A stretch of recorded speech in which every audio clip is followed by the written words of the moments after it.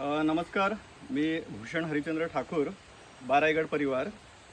आणि आम्हाला काल कळल्याप्रमाणे की सपोळ्यामध्ये आपल्याला माहीत असेल की पूरग्रस्त परिस्थिती होती आणि साधारण एक 2-4 दिवसा अगोदर इथे खूप जोराचा पाऊस पडला.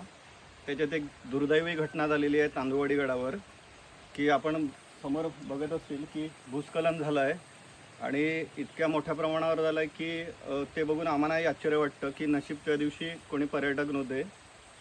दुःख ह्याचंही आहे की आमचा नेहमीचा रस्ता आणि तिथे वाटेत भेटणारी झाडं सर्वच गेले आहेत. म्हणजे ह्याच्यावरून आपल्याला कळेल की जे झालं आहे ते किती मोठ्या प्रमाणावर झालं आहे.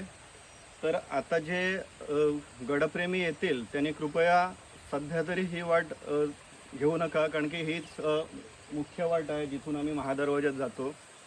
एक आणखी वाट आहे, एक पायीची वाट, जी हजेरी माळ्याच्या इथून चालू होते.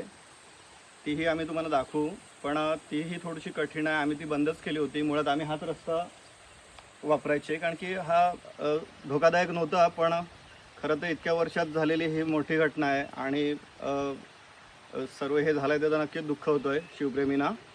तर एक आणखी वाट आहे. तुम्ही इथूनच पुढे गेले तर लालठणच्या इथून एक वाट आहे, तिथून तुम्ही गडावर जाऊ शकतात. पण इथून शक्यतो सध्या तरी नका जाऊ, कारण की बरीचशी दगडं आपल्याला दिसतात आणि पाऊस चालू असेल तर एखादा मोठा दगड येऊ शकतं. माझ्यासोबत आज आमचे बाराईगड परिवाराचे 2 मित्र आलेले आहेत, विरेश कानेरे आणि रोशन सावंत.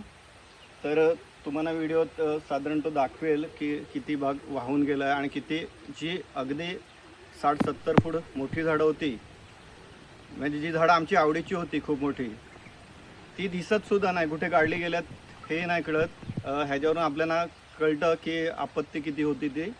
तर जे गडप्रेमी येतील त्यांनी आपली काळजी घ्या आणि व्यवस्थित द्या.